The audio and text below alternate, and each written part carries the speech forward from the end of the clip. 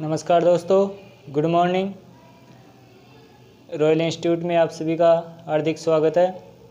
हम संविधान की क्लास चला रहे थे और उसी क्रम को आगे बढ़ाते हुए हम आज आगे पढ़ते हैं। कल तक हमने 1919 का भारत शासन अधिनियम पढ़ लिया था और उसमें कुछ विशेष जो बातें थी उसके बारे में जानकारी प्राप्त कर ली थी। आज हम 1919 का जो अधिनियम था उसके आगे जो साइमन कमीशन, सांप्रदायिक अवार्ड और 1935 का शासन अधिनियम है उसके बारे में पढ़ेंगे। तो 1919 अधिनियम हो गया, उसके बाद में एक आयोग या कमीशन आता है, उसका नाम है साइमन कमीशन। जो 1919 का अधिनियम था उसकी समीक्षा करने के लिए ब्रिटिश संसद द्वारा एक कमीशन बनाया गया कि जो ये 1919 का अधिनियम है इसमें क्या सुधार या इसमें क्या जो व्यवस्था है उसको निरंतर रखा जाए, उसके बारे में साइमन कमीशन का गठन किया गया। ये 1919 के 10 वर्ष पश्चात होना था, लेकिन ये 8 वर्ष पश्चात ही हो गया है, यानी 2 वर्ष पूर्व ही ये गठित हो गया। और ये भारत में नवंबर 1927 में नवंबर 1927 में भारत में आता है। ये जो साइमन कमीशन है इसमें से 1-2 क्वेश्चन आने की चांस है। पहला क्वेश्चन तो ये बनता है कि साइमन कमीशन कब आया था। वो आया था नवंबर 1927 को। और इसमें कितने सदस्य थे? ये 7 सदस्यीय आयोग था। कितने सदस्य? 7। और जो इसका अध्यक्ष था वो था जॉन साइमन इसका अध्यक्ष था। यहाँ बस ये जो हमारे मोटे मोटे 3-4 क्वेश्चन बनते हैं। पहला तो बनता है कि साइमन कमीशन कब आया, वो आया था नवंबर 1927 को। दूसरा बनता है कि इसमें कितने सदस्य थे, वो थे 7 सदस्य। और इसका अध्यक्ष कौन था, वो था जॉन साइमन कमीशन। ये हो गया हमारा साइमन कमीशन। और इस कमीशन में सभी ब्रिटिश सदस्य होने के कारण भारत के सभी दलों द्वारा इसका विरोध किया जाता है और गो बैक साइमन कमीशन के नारे दिए जाते हैं। जब ये बम्बई आया था तो वहाँ पर सभी दलों द्वारा गो बैक साइमन कमीशन के नारे दिए गए। तो एक ये नारा भी याद रख लेना, गो बैक साइमन कमीशन।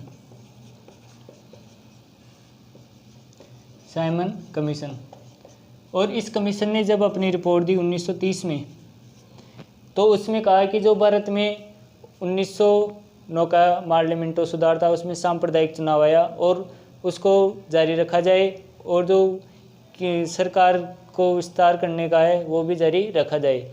ये इसने सुझाव दिए और 1930 में अपनी रिपोर्ट दी। उन्हीं रिपोर्ट पर चर्चा करने के लिए ब्रिटेन ने 3 गोलमेज सम्मेलन बुलाए। 3 गोलमेज सम्मेलन। अब ये गोलमेज सम्मेलन कब कब हुए ये इतिहास में पढ़ेंगे। 3 गोलमेज सम्मेलन बुलाए किस रिपोर्ट पर चर्चा करने के लिए? साइमन कमीशन की 1930 की रिपोर्ट पर। ये हमारा साइमन कमीशन हो गया। अब आते हैं हम 1932 में जो सांप्रदायिक अवार्ड या कम्युनिकल अवार्ड था उसके बारे में। सांप्रदायिक अवार्ड,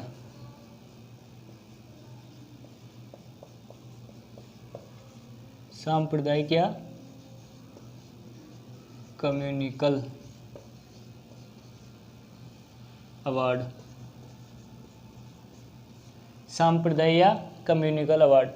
जब गोलमेज सम्मेलन हुए 1930 की रिपोर्ट पर चर्चा करने के लिए, तो उस समय ब्रिटेन के प्रधानमंत्री थे, वो थे मैकडोनाल्ड।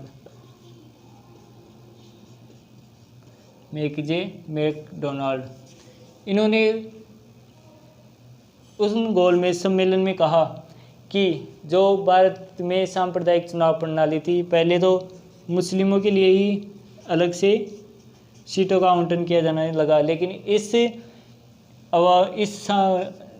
इस सम्मेलन में कहा गया कि केवल मुस्लिमों को लिए नहीं, ईसाइयों, सिख, आंग्ल समुदाय, आंग्ल भारतीय और ने कौन से ईसाई, सिख, आंग्ल भारतीय और दलितों के लिए, ये सबसे बड़ा फैक्ट था इसका कि इसने दलितों के लिए भी अलग सांप्रदायिक चुनाव प्रणाली आरंभ की, जिसके कारण इसको कम्युनिकल अवार्ड कहा जाता है। और इस अवार्ड के प्रणेता कौन थे? वो थे मैकजे मैकडोनाल्ड। जब ये मैकजे मैकडोनाल्ड द्वारा इस सांप्रदायिक की चुनाव प्रणाली के बारे में कहा गया तो महात्मा गांधी उस समय यरवदा जेल में थे और वहाँ पर उन्होंने भूख हड़ताल शुरू कर दी। कौन सी जेल में? यरवदा जेल में। क्योंकि इसमें हिंदुओं से अलग दलितों को भी सीटें आवंटित करने की बात कही गई। तो इन्होंने भूख हड़ताल शुरू कर दी महात्मा गांधी ने। तो एक पुनः समझौता हुआ। किन किन के मध्य हुआ ये पुनः समझौता? वो थे भीमराव अंबेडकर और महात्मा गांधी। BR अंबेडकर और महात्मा गांधी, इनके मध्य कौन सा समझौता हुआ? पुनः समझौता। इस समझौते में क्या हुआ कि जो दलित समुदाय था उसको भी हिंदू समुदाय में रखा जाए और हिंदुओं में जो सीटें आवंटित की जाती थी उनमें इनके लिए आरक्षित सीटें रखी जाए। इस प्रकार गांधी जी की भूख हड़ताल टूटी और उन्होंने इस पुनः समझौते के लिए मनाया गया। इसके बाद में आता है हमारा 1935 का भारत शासन अधिनियम। तो ये देख लो एक बार, सांप्रदायिक या कम्युनिकल अवार्ड कब आया था? ये 1932 में। किसके द्वारा? मैकजे डोनाल्ड, जो कि उस समय ब्रिटेन के प्रधानमंत्री थे। और इसमें ईसाई, सिख, आंग्ल भारतीय ही नहीं बल्कि दलितों के लिए भी अलग से चुनाव प्रणाली निर्धारित की गई और हिंदुओं से अलग उनके लिए सीटें निर्धारित की गई। लेकिन ये महात्मा गांधी को बहुत बुरा लगा और उन्होंने जेल में ही भूख हड़ताल शुरू कर दी और बाद में पुनः समझौते के द्वारा उन्होंने एक समझौता किया और उसमें कहा कि दलित समुदाय है वो हिंदू समुदाय में ही रहेगा और उनके लिए जो हिंदू समुदाय के लिए आरक्षित सीटें होती थी उन्हीं में से इनके लिए अलग से सीटें आरक्षित की जाएगी। किन के लिए? दलितों के लिए। ये हो गया हमारा सांप्रदायिक अवार्ड।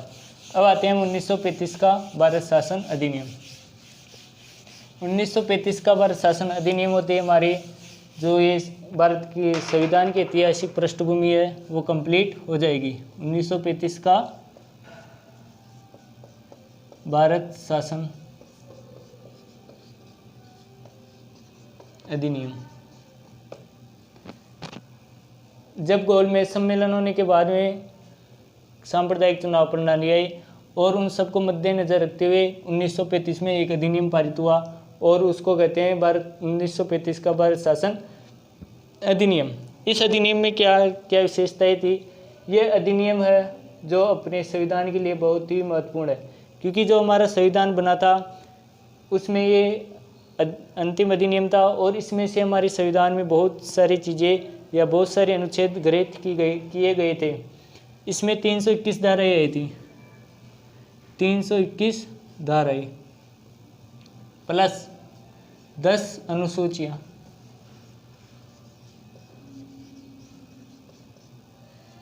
ये याद रखना आप, 321 धाराएं और 10 अनुसूचियाँ। कौन से अधिनियम में? 1935। इसमें जो 1919 का अधिनियम था मॉन्टेग्यू चेम्सफोर्ड सुधार, उनमें प्रांतों में द्वैध शासन था। प्रांतों में द्वैध शासन, इसको समाप्त करके 1935 के अधिनियम में केंद्र में द्वैध शासन स्थापित किया गया। केंद्र में द्वैध शासन स्थापित किया गया और जबकि प्रांतों में द्वैध शासन किया गया था 1919 का। यहाँ से हमारे एग्जाम में कई बार क्वेश्चन आए हुए हैं कि प्रांतों में द्वैध शासन कौन से अधिनियम के तहत शुरू किया गया था? वो था 1919 का। और जो केंद्र था उसमें कौन से अधिनियम के तहत किया गया? वो था हमारा 1935 का अधिनियम। इसमें एक महत्वपूर्ण बैंक की स्थापना हुई जो कि RBI है भारत का। RBI जो भारत की मुद्रा और साख थी उससे संबंधित एक कार्यालय की स्थापना की गई, तो वो था भारतीय रिजर्व बैंक। भारतीय रिजर्व बैंक। इसकी स्थापना की गई 1 अप्रैल 1935। ये इसकी 3 महत्वपूर्ण विशेषताएं हो गई। चौथी इसकी विशेषता आती है कि इसने 3 सूचियां जारी की, संघ सूची, राज्य सूची जो कि वर्तमान में है, और समवर्ती सूची।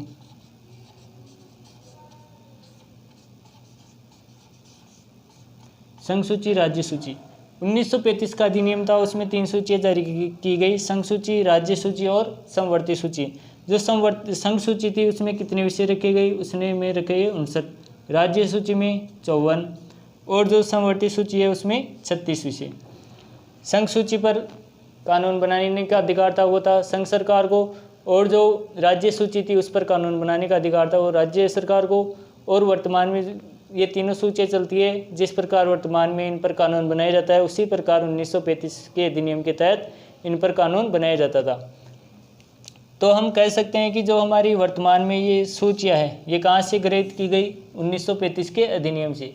आपके क्वेश्चन आ जाए कि संघ सूची, राज्य सूची और समवर्ती सूची कहाँ से ली गई, तो ये है 1935 का भारत शासन अधिनियम।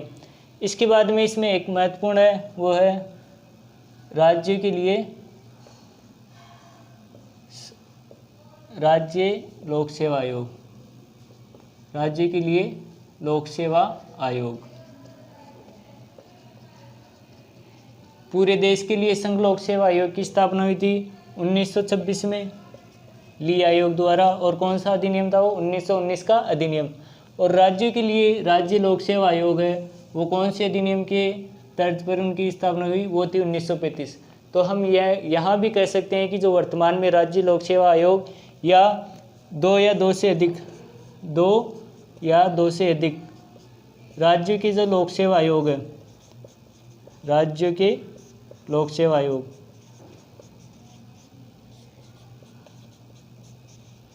वो कहाँ से लिए गए, 1935 का भारत शासन अधिनियम। यहाँ से हमारे इस अधिनियम से हमारे संविधान में बहुत सारी चीज़ें ली गई। और ये जो अधिनियम है ये हमारे संविधान का एक मार्गदर्शक के रूप में हम कह सकते हैं कि जो 1935 का भारत शासन अधिनियम है ये भारत संविधान की एक अप्रत्यक्ष या प्रत्यक्ष रूप से नींव रखता है। भारतीय संविधान की अप्रत्यक्ष या प्रत्यक्ष रूप से नींव रखता है। इसमें एक महत्वपूर्ण घटना या एक महत्वपूर्ण विशेषता इसकी ये भी थी कि इसने जो भारत में मताधिकार था, भारत में मत देने का अधिकार था, उसमें विस्तार किया गया। और लगभग उस समय जनसंख्या थी उसका 10% जनसंख्या को मत देने का अधिकार दिया गया। ये हो गई हमारे इस 1935 का अधिनियम। इसके बाद में आता है 1947 स्वतंत्रता अधिनियम।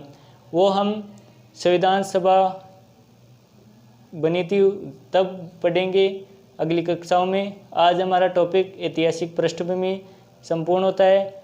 कल हम इसके क्वेश्चन आंसर की एग्ज़ाम की दृष्टि से इस टॉपिक से कितने क्वेश्चन बन सकते हैं, कौन कौन से किस टाइप से क्वेश्चन बन सकते हैं, इसके बारे में एक वीडियो बनाएंगे जो कि कल आपको इस समय मिल जाएगा। आज हमारा ये टॉपिक कंप्लीट हो चुका है। कल हम इसी क्रम को आगे बढ़ाते हुए एक नया टॉपिक लेंगे जो हमारे एग्ज़ाम की दृष्टि से बहुत ही महत्वपूर्ण है। आप इस टॉपिक को अच्छी तरह पढ़िए क्योंकि ये टॉपिक है ऐतिहासिक पृष्ठभूमि। इसी से हमारे संविधान में बहुत सी चीज़ें गृहीत की गई, जैसे कि 1935 का अधिनियम है, इसमें से भी हमारे संविधान है उसमें बहुत सारे अनुच्छेद लिए गए, जैसे 4-5 तो आप यही देख लो। एक तो ये सूचियाँ, 1935 का जो अधिनियम है 19 सूचियाँ ली गई। और राज्य के लिए राज्य लोक सेवा आयोग प्लस 2 या 2 से अधिक राज्य के लिए लोक सेवा आयोग, ये भी 1935 से लिया गया। और जो हमारा RBI है वर्तमान में, उसकी स्थापना भी इसमें की गई, इस अधिनियम के तहत की गई। वो की गई थी 1 अप्रैल 1935। एक और विशेषता इसकी रह गई, वो भी देख लेते हैं, और वो कि जो संविधान का संरक्षक या संविधान की सिक्योरिटी बॉडी कहलाती है, वो है संघीय न्यायालय की स्थापना। संघीय न्यायालय की स्थापना।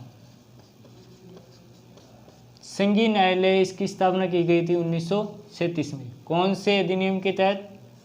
वो था 1935। 1935 के तहत दो महत्वपूर्ण कार्यालय की स्थापना की गई। पहला था आरबीआई और दूसरा है संघीय न्यायालय। ये हमारा जो भी अधिनियम थे ब्रिटेन या ब्रिटिश सरकार द्वारा, ब्रिटिश की संसद द्वारा पारित किए गए, वो संपूर्ण होते हैं। कल हम इनके क्वेश्चनों पर डिस्कशन करेंगे और एक नए टॉपिक के साथ आपके सामने उपस्थित होंगे। उम्मीद है आप इनको देखकर आप अपनी तैयारी का स्तर जांचेंगे। धन्यवाद। जय हिंद।